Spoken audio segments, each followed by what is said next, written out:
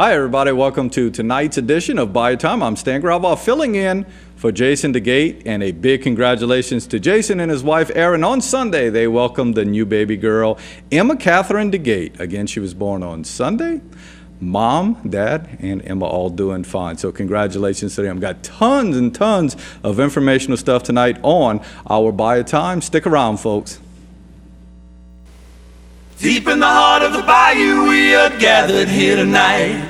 Now it's time for action, 'cause our lives are on the line. Tonight we'll do our very best to break through all the bureaucratic mess. The time has come tonight, 'cause it's Bayou time. Show what Louisiana's all about.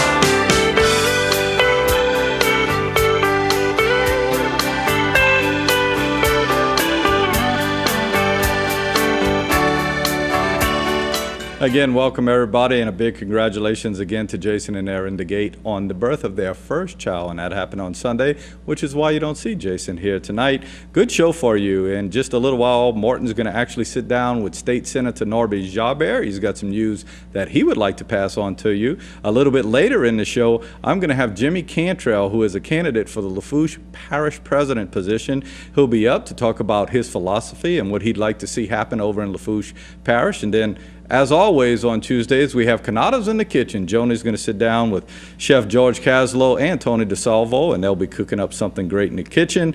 A little bit later on in the show, also, A Woman's Perspective with Dr. Laura Battle. She is going to have Cindy Eliza, who is the elementary supervisor of education over in Lafourche Parish. So that ought to be very, very informative, with school starting in just about 2 weeks. And finally, at the very tail end of the show, we are going to have sports. I'll be back on for sports after A Woman's Perspective and Canadas in the Kitchen. But first, we started all with local news. Let's listen to Jason Serigny and the news around our area.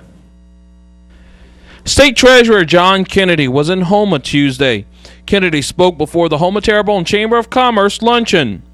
We're losing our young people. We see too many of our bright young people twice a year, at Thanksgiving, at Christmas, when they come home to visit us from Denver and from Dallas and from Atlanta. If we keep losing young people, the average age in Louisiana is going to be deceased. Now, the way to keep them here is to create good jobs for them, and I'm going to talk today about some of the things that government can do to help that along, such as lowering the cost of business, of doing business in Louisiana.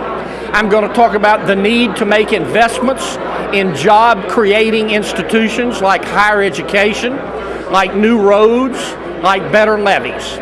Kennedy also commented on the status of efforts to build a new teaching hospital in New Orleans. We have $900 million to build a new hospital in New Orleans to replace Big Charity.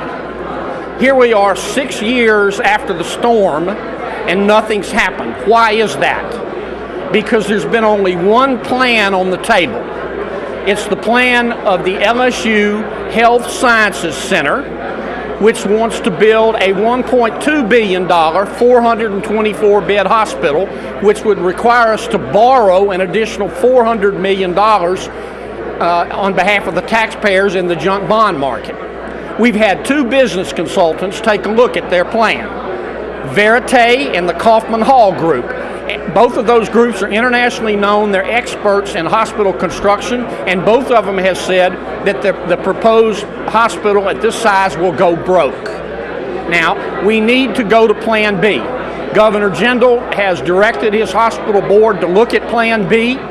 Senator Vitter, Speaker Jim Tucker, and I have put an alternative plan on the table, but the new board needs to look at our plan and all other plans, because the last thing we need to do is to build a hospital that's going to go broke. In St. Mary Parish news, St. Mary Parish deputies arrest two in a meth lab discovery at a Bayou Vista hotel. Deputies arrested 29-year-old Jason Olivier of Bayou Vista and 30-year-old Amanda Smith of Gibson for several narcotics charges after deputies went to arrest Olivier for warrants from Terrebonne Parish. When deputies arrived, they found several narcotics and chemicals used to make methamphetamines. Both were booked into the St. Mary Parish jail with no bond set at this time. In Thibodaux police news, a man is arrested Monday night for selling crack cocaine from a bag of Funyuns. Deputies arrested Joshua Dickerson after police received a tip that Dickerson was selling narcotics from a potato chip bag near Canal Boulevard. When officers arrived, they found 7 cellophane baggies of crack cocaine in a Funyun bag near him. Dickerson was booked into the Lafourche Parish jail. The street value of the crack cocaine was valued at over $1,300.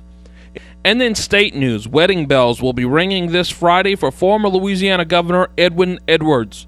Reportedly, Edwards will be marrying 32-year-old Trina Scott Friday at an undisclosed location with a small group of family and friends present. This will be Edwards' 3rd marriage. The wedding will be one day before Edwards celebrates his 84th birthday party at a hotel in the French Quarter in New Orleans Saturday night. 84. 32. I'm not that old. Here we go, moving on. And I would like to add this to the news package also. Big congratulations to a local product, Philip Livis. I know this is on the sports side just a little bit, but earlier today he did commit, or sign, I should say, to play over with the Miami Dolphins as a free agent.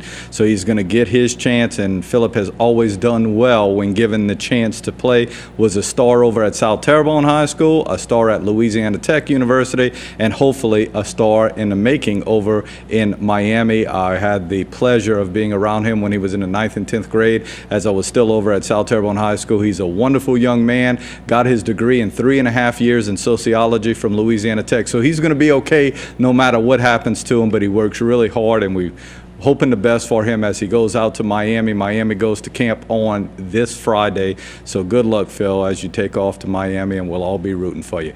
Got to take a commercial break. When we come back, Martin early today got to sit down with Norbert Jabert. We'll listen to what those guys had to say after this break.